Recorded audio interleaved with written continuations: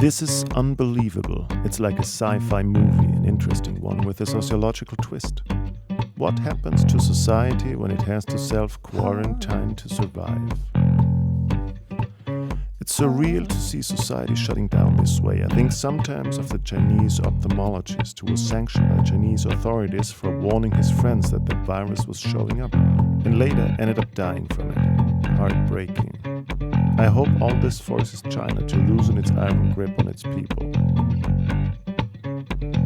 New York is finally closing its schools. All New York nightclubs closed. All restaurants and bars takeout only. Not just the health impact or even the social impact, but also the economic impact. Bills still coming in, but people can't make money. I can feel the fear build up in my body sometimes, and I have to remind myself that I'm not all that concerned. I think I'm picking up the panic in the ether.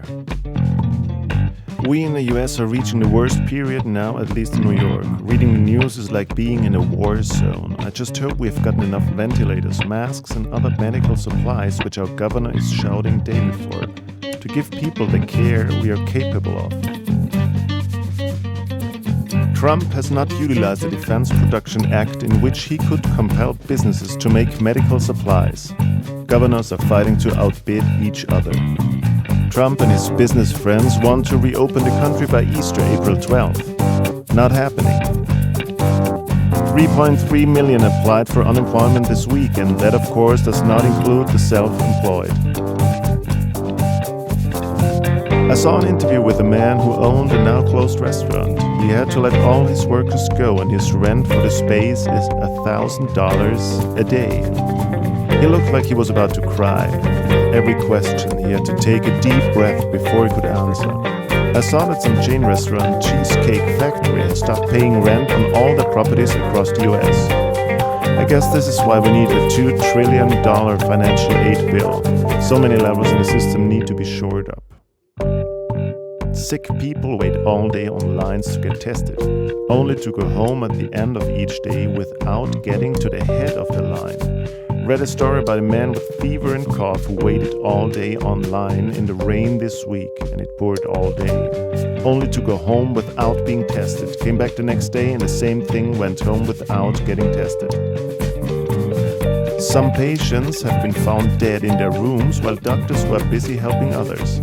Patients came in faster than the hospitals could add beds. Earlier this week, 60 coronavirus patients had been admitted but were still in the emergency room. One man waited almost 60 hours for a bed last week, the doctor said. The government projects 100 to 240,000 deaths in the US if everyone maintains social distancing.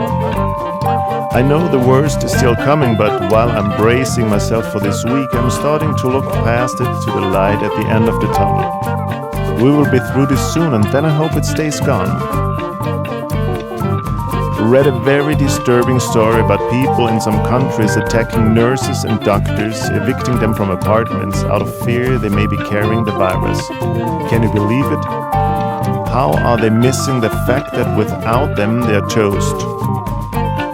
Trump continues to think and speak mainly of himself. Shockingly, he retweeted a post last week which claimed it was time to fire Dr. Fauci, because he had agreed with a reporter that if mitigation efforts had started sooner, that more lives could have been saved.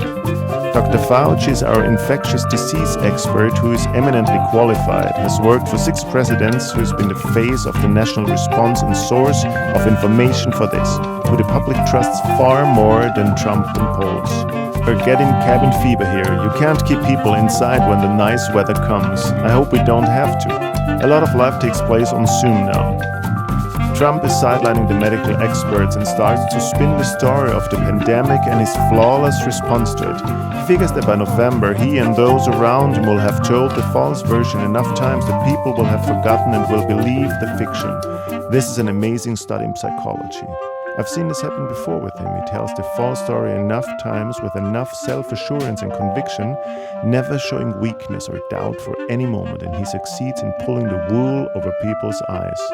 They allow themselves to be led.